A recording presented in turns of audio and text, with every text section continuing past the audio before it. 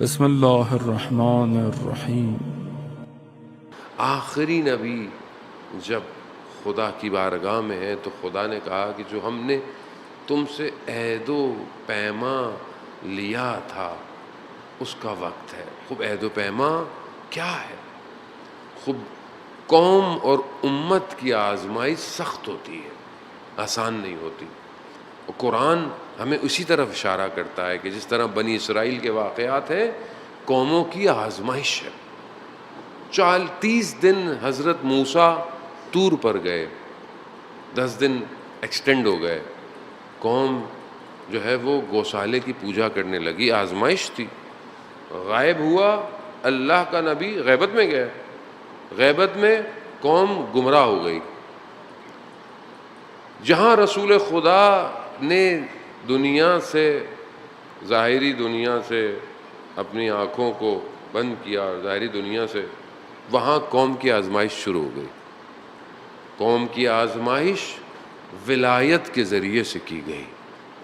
خب جب ولایت اتاری گئی، جس نے اس کو قبول کیا وہ سر بلند ہو گیا، اور نہیں کر پایا تو پھر تیسرا آپشن کوئی نہیں تھا۔ آپ نمازیں پڑھ لیں، آپ روزے رکھ لیں، آپ زکاتیں پڑھ لیں، لیکن اگر امامت اور ولایت کے امتحان سے سر کامیابی کے ساتھ نہیں باہر نکالیں گے، کچھ قبول نہیں ہے۔ قوم آزمائی گئی۔ میں بہت طریقے سے گفتگو کرنی پڑتی ہے کیونکہ پتہ نہیں کہاں کہاں گفتگو جا رہی ہوتی ہے۔ عزیزان محترم، خوب قوم آزمائی گئی، آزمائی سخت تھی۔ حضرت عمار اصحابی ہیں اور جو ہیں وہ بزرگ صحابی ہیں، رسول خدا کی خدمت میں آئے، کہا یا رسول اللہ، میں آپ کے جانے کے بعد فتنہ دیکھ رہا ہوں۔ وہ کیونکہ بابصیرت تھے، فتنہ دیکھ رہا ہوں، تو میں اس فتنے کے دور میں کیا کروں؟ کیونکہ قوم کس سے آزمائی جائے گی؟ فتنے سے آزمائی جائے گی نا۔ فتنہ آزمائش ہے۔ عزیزان محترم، روایات ہیں کہ فتنے سے گھبراؤ مت، فتنہ مومن کو نکھارنے کے لیے آتا ہے اور منافق کو الگ کرنے کے لیے آتا ہے۔ تو آپ یہ نہ بولیں کہ اللہ ہمیں فتنے نہ، نہیں، فتنے ہوں لیکن فتنے میں کامیابی دے پروردگار۔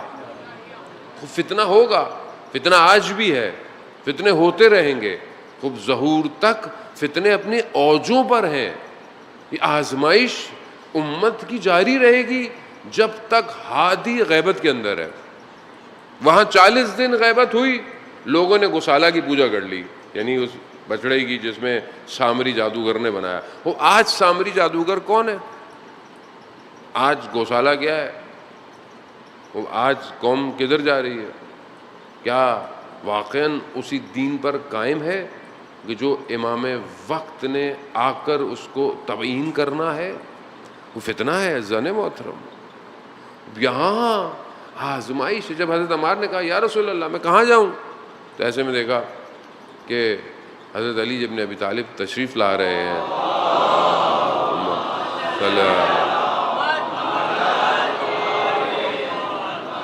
تشریف لا رہے ہیں۔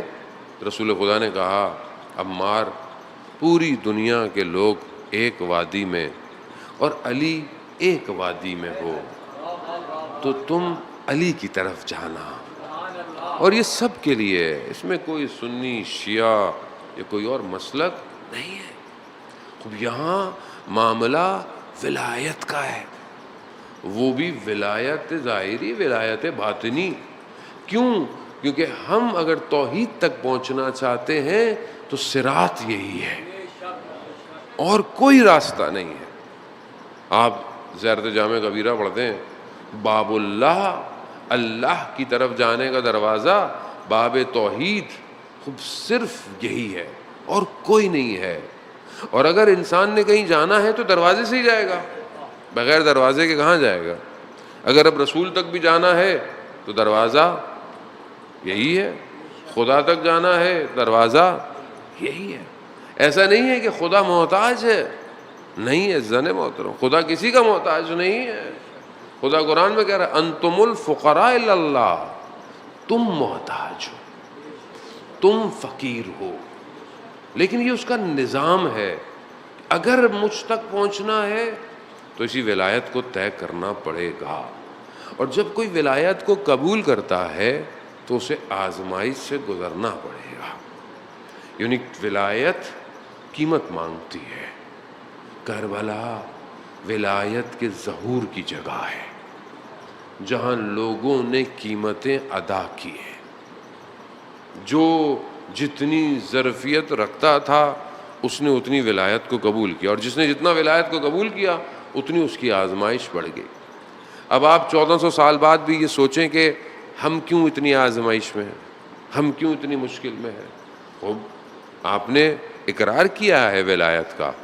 جس نے ولایت کا اقرار کیا ہے اسے امتحان آزمائش سے گزرنا پڑے گا، اور بغیر گزرے آپ کامیابی کی طرف نہیں جا سکتے. کچھ بھی کر لیں آپ اپنی ذاتی زندگی میں بھی امتحان میں ہیں، آپ اپنی اجتماعی زندگی میں بھی آزمائش میں ہیں. تو گھبرانا نہیں ہے، کیونکہ ایٹ دا اینڈ ایک ہی ہے جس نے اس ولایت کے پرچم کو لہرانا ہے. وہ چاہے پیدا ہو، وہ چاہے غیبت میں ہو، وہ ایک ہی ہے. ابھی ہمارا فوکس یہی ہونا چاہیے، کیونکہ ہمیں بہرحال خدا تک پہنچنا ہے. خدا نے بندوں کو پیدا کمال کے لیے کیا، اور کمال تک نہیں پہنچ سکتے جب تک آپ امامت کے ذریعے سے اس تک نہ پہنچیں.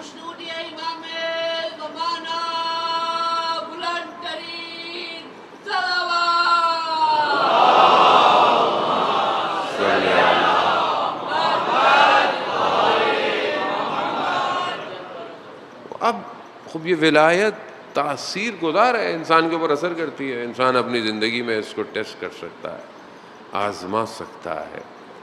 انسان اس ولایت کے ذریعے سے پہچانا جاتا ہے.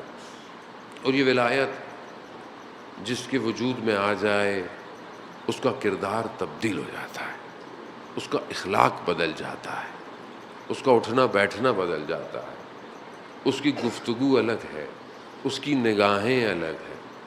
اب ہم دیکھیں جتنی تاثیر ہمارے اوپر ہے ولایت کی اتنا اثر انداز ہوگا. اور انسان توحید تک نہیں پہنچ سکتا جب تک انسان ولایت کے وجود اور رستے سے نہ گزرے.